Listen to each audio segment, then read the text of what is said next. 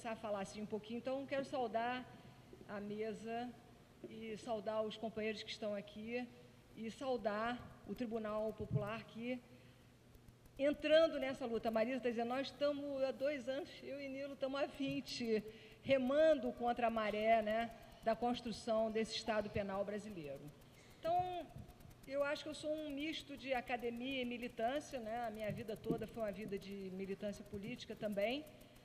Depois eu comecei a estudar até para reforçar meus argumentos.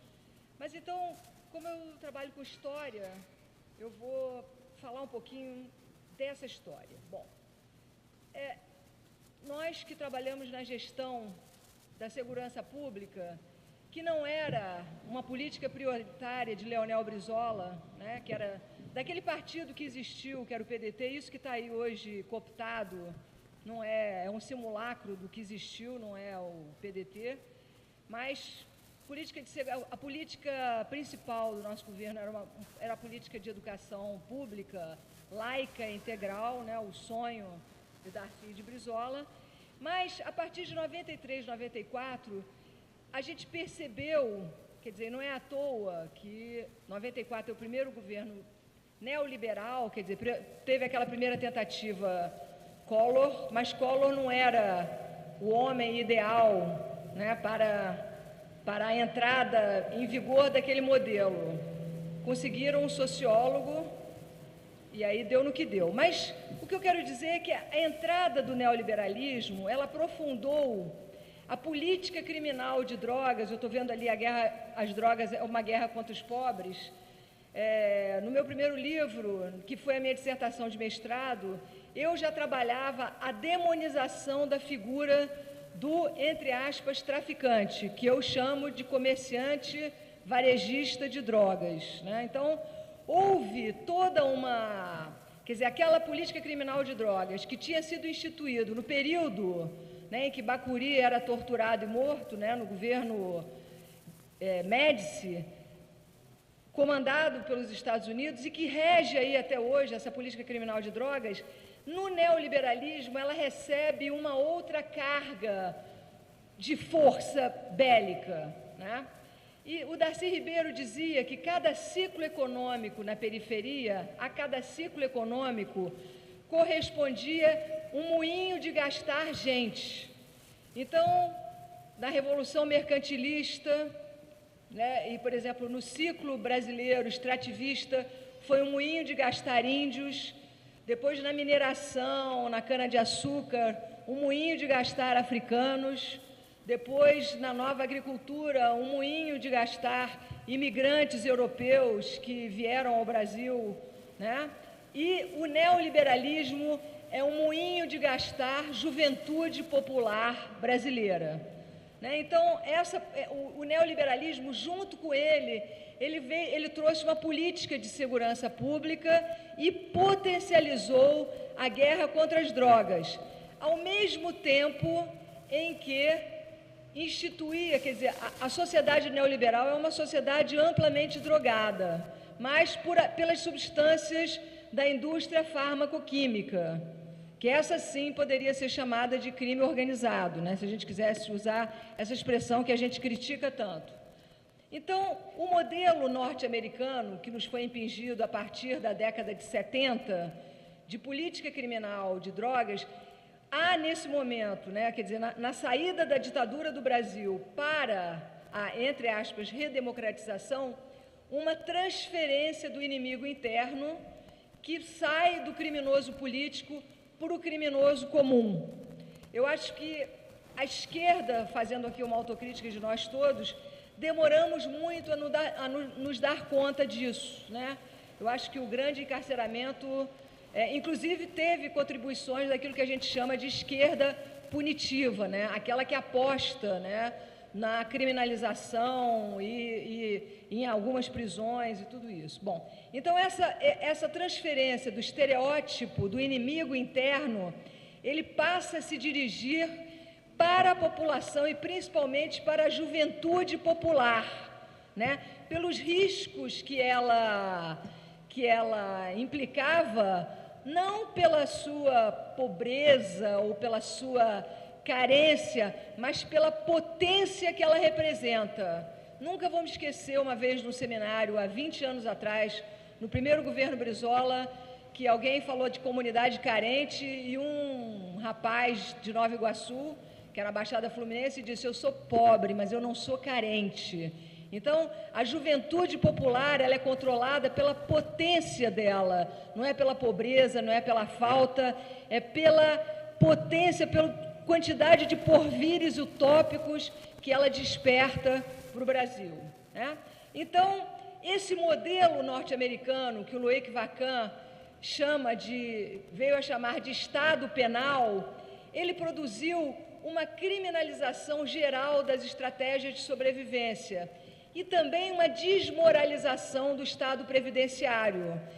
Por exemplo, o auxílio-desemprego passa a ser chamado, né, como é que eles chamam? Fim da meritocracia. Todas as críticas às políticas públicas universais passam a ser trabalhadas subjetivamente, né, começa a se falar de responsabilidade, né, todo aquele ideário liberal. Então, a gente observa que existe uma criminalização geral das estratégias de sobrevivência. Não é só no comércio varejista de drogas. O Rio de Janeiro está tendo choque de ordem, né?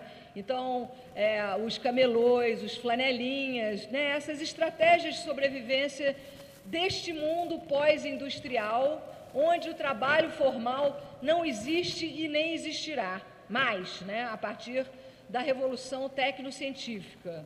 O Raul Zaffaroni, esse grande jurista e hoje ministro da Corte Suprema, ele dizia que a revolução tecnocientífica ia fazer empalidecer os sistemas penais anteriores da Revolução Mercantilista e da Revolução Industrial. Então, esse pós-industrialismo, que já não tem mais as ilusões do pleno emprego, ele faz, né, como estratégia de contenção da potência política popular a criminalização das suas estratégias de sobrevivência. Então, a grande mídia trata de lançar um olhar sobre os pobres e um olhar sobre as áreas pobres, né, que vai transformando em locus do crime, locus do mal, né, o lugar da criminalidade, do perigo, né, do risco, né? E o Nilo tem uma frase dele, que eu acho que é uma frase muito importante da gente, que ele diz que o criminal é um fetiche muito importante porque ele encobre a conflitividade social. E atrás de toda criminalização existe um conflito social. Então, a gente vê que cada vez mais no Brasil, a pauta política é uma pauta política criminal. Nós estamos discutindo se fulano de tal cometeu um crime ou não cometeu um crime. Hoje nós estamos sendo visto a prisão do Assange, aquele rapaz australiano que vazou os documentos secretos do Pentágono, entregaram ao nosso ministro da Defesa, conhecido agora como Sabiá, contava tudo para o embaixador americano, gorjeava, né, as aves que aqui gorjeiam lá na embaixada americana, né? E aí a gente vê também o que saiu no noticiário de hoje, como o secretário de Segurança do Rio de Janeiro produziu esta última operação no Alemão a partir de conversas na embaixada americana, usando as mesmas estratégias de ocupação do Iraque. Nós vemos dizendo isso há muitos anos. Meu filho mais novo fala, isso é teoria da conspiração. Hoje eu liguei para ele e falou, morou? Não era teoria da conspiração. Bom, então, o que nós vemos nesse modelo é como ele, desta penalização e criminalização da pobreza, dessa construção do que a gente chamou do grande encarceramento, nós vamos vendo como nós vamos passando da penalização à militarização da segurança pública. Então, você tem não só o grande encarceramento, mas também as medidas alternativas, as prisões cada vez mais longas, o RDD, que é a volta do modelo prisional do século XIX, do isolamento celular. O ministro da Justiça, a partir agora lá dessa onda, que eu digo que eu não sei se é fascismo ou se é farcismo, que tem um cheiro de farsa no ar, né? Ele vai piorar o RDD, quer dizer, as condições políticas dos presos vão piorar, e mais a transformação das periferias e das favelas em campos de concentração, como é o projeto das UPPs, né?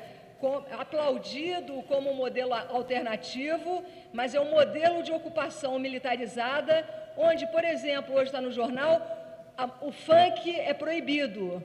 É a autoridade militar que diz o que os moradores vão poder ouvir e escutar.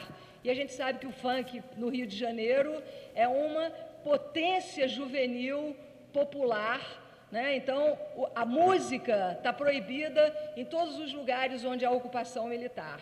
Então, essa transformação das periferias e das favelas em campos de concentração, no sentido de que elas têm um controle total, absoluto, militarizado, com mortes em série, como é o caso do Rio de Janeiro, e onde a resistência é sempre criminalizada.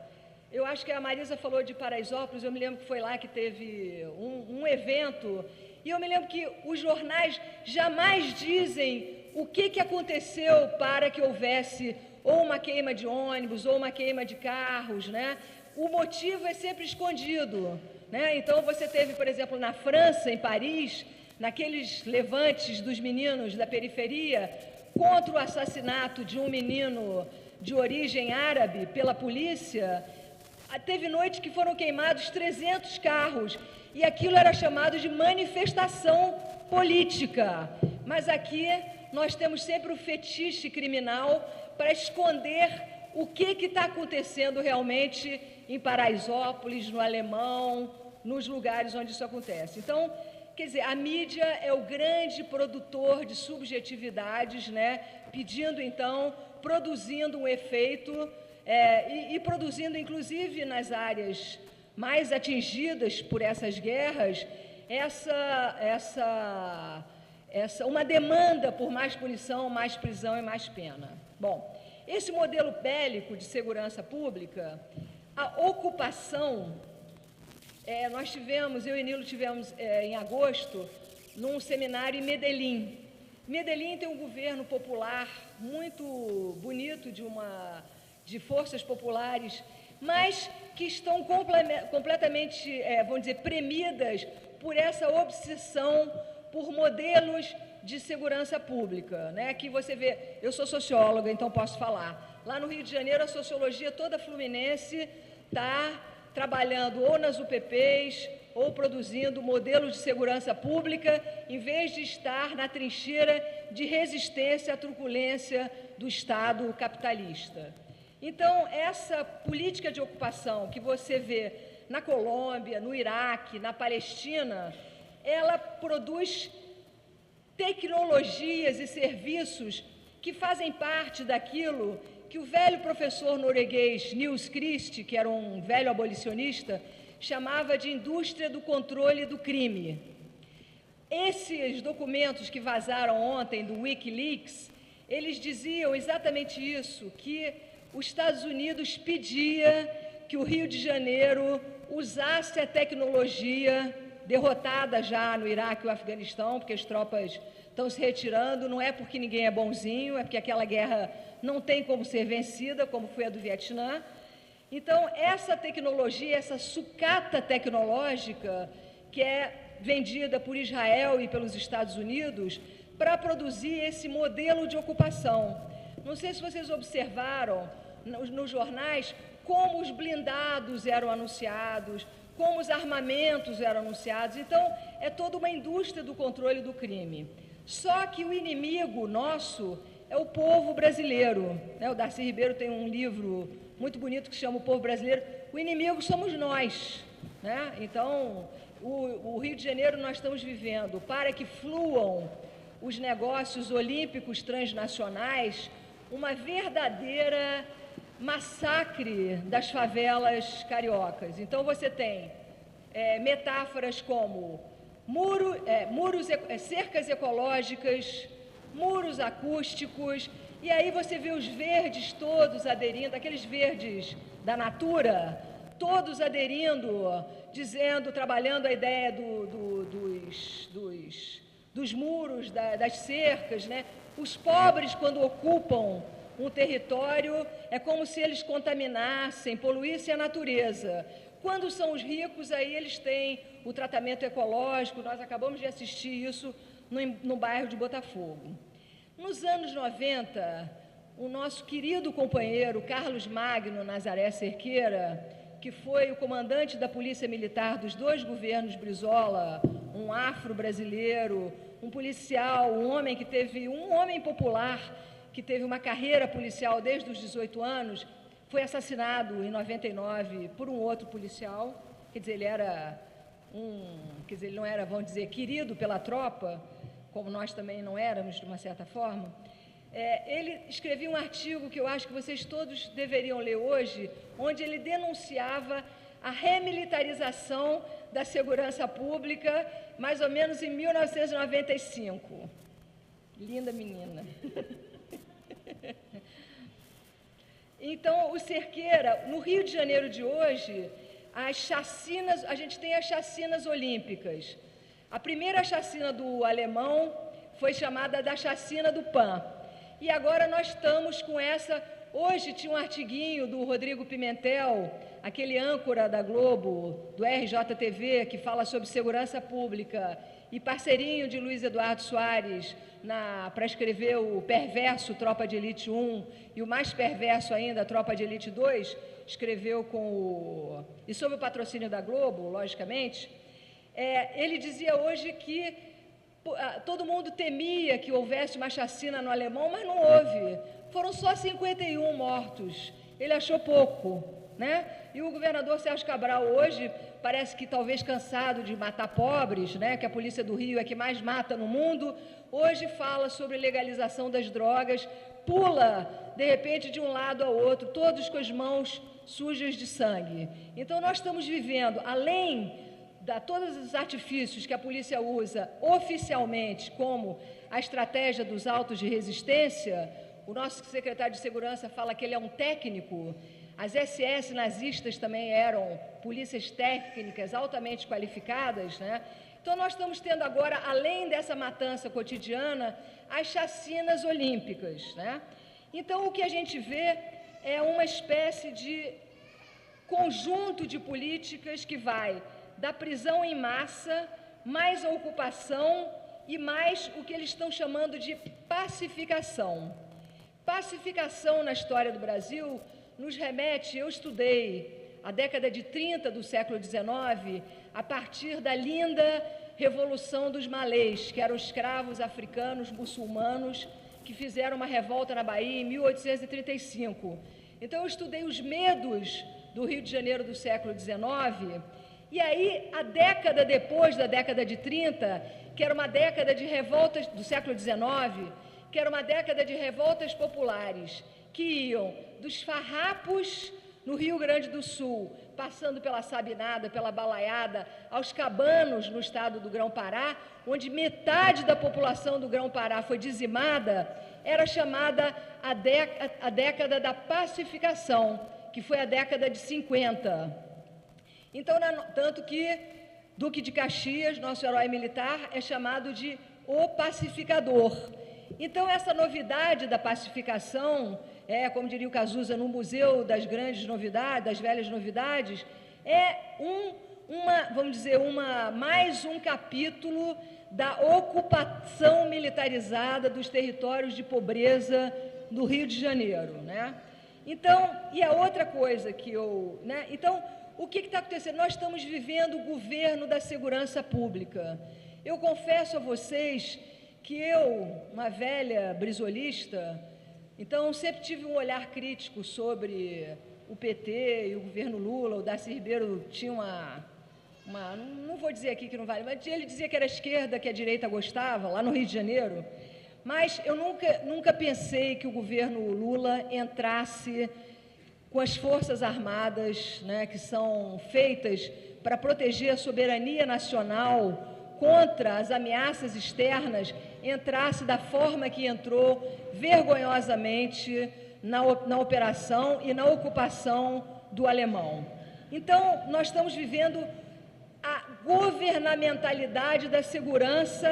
Então, o que nós temos que recuperar é a pauta da esquerda, quer dizer, renovada. Qual é a nossa pauta para hoje? Porque nós estamos numa pauta reativa. O governo do Estado do Rio de Janeiro, por exemplo, é o penúltimo em índices de educação no Brasil e com investimentos maciços em segurança pública. Então, a prisão, o que eu queria dizer é o seguinte, a prisão é, quando a gente estuda a história da prisão e do sistema penal, a gente vê que a prisão surgiu junto com o capitalismo. Não existe a prisão boa, a prisão justa, a prisão honesta. A prisão é fruto do capitalismo. E o tribunal, a Marisa já estava dizendo, né, também é algo que foi fundado pela Inquisição e que acaba se constituindo na Revolução Burguesa. Então, eu quero saudar esse seminário, né, aprofundar essa luta contra o sistema penal, saudar as organizações dos presos e dos familiares de presos, que são tão demonizadas, né? No Rio de Janeiro está havendo, assim, prisão da mãe do comerciante varejista, prisão do pai sob suspeita, né? Quer dizer, esse conjunto de penas auxiliares, né, que vão também penalizando e brutalizando os familiares de presos, e dizer que a questão criminal é hoje o centro das lutas políticas contemporâneas. Então, eu saúdo os companheiros dizendo que a luta contra a prisão e contra a criminalização da pobreza é a luta contra o capital e contra o capitalismo, e que a classe trabalhadora brasileira está presa fora e dentro das prisões. Muito obrigada, e era isso que eu queria falar.